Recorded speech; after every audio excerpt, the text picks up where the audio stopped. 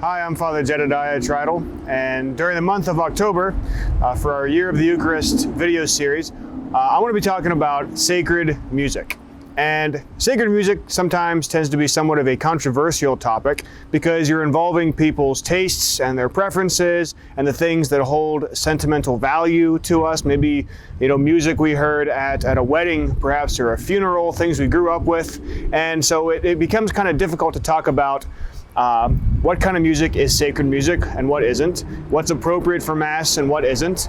How can we talk about this with some sense of objectivity so that it's not just what I like versus what you like versus what he or she likes, but how do we actually know what's appropriate for Mass, right? So just because something's music doesn't necessarily mean it's good music, right? There's a reason musicians spend thousands, tens of thousands of hours of practicing their crafts because they want to be better at what they do, right? So we know just because there's music doesn't mean it's necessarily good music.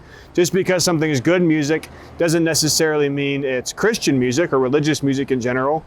And just because something's Christian music doesn't necessarily mean that it's sacred music, that it's appropriate for the sacred liturgy, for the holy sacrifice of the Mass. So hopefully we'll come to a little bit more understanding of what the Church actually teaches on the topic of sacred music during these videos in October.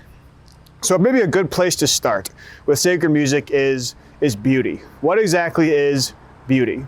And usually in our culture, we're very relativistic. We tend to think of truth as being something that I have my truth, you have your truth. What's true for me may not be true for you. Who am I to tell you what's right or wrong for you?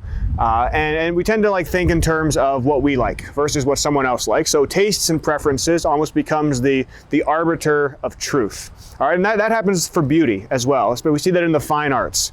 What's beautiful to me versus what you think is beautiful, things like that.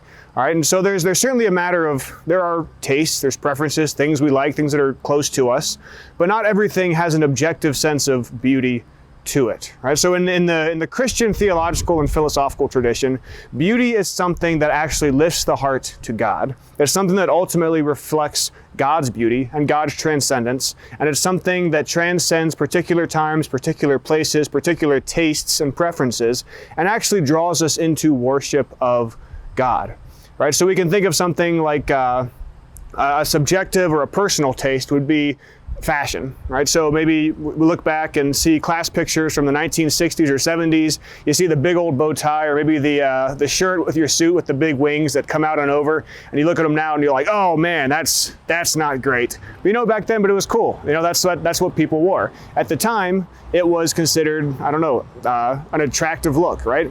But just for that time. So there's not an objective, timeless sense of beauty, maybe to a 1970s prom dress, something like that.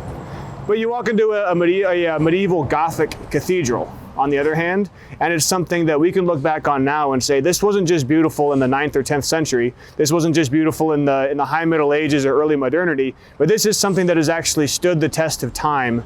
And we can look to it now, and it actually raises the hearts and the minds to God when we walk in there. So when we talk about beauty in a theological sense, in a Catholic sense, we're not talking about what's the latest trend. What do we consider attractive right now that may not be in the future? What do we prefer now? What are the individual tastes and preferences right now or individually? But we're talking about something that actually we get drawn into, that it doesn't find meaning just based on how we approach it, but it has meaning in itself, and it actually draws us into that meaning.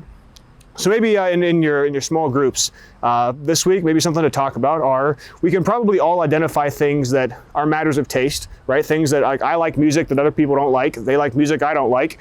That's fine, there's nothing wrong with that. And we can recognize there's beauty, there's goodness in our individual tastes, but we can also recognize there are things that go beyond just individual tastes, individual preferences. And so that's where, for this first video, that's where we're going to start with sacred music.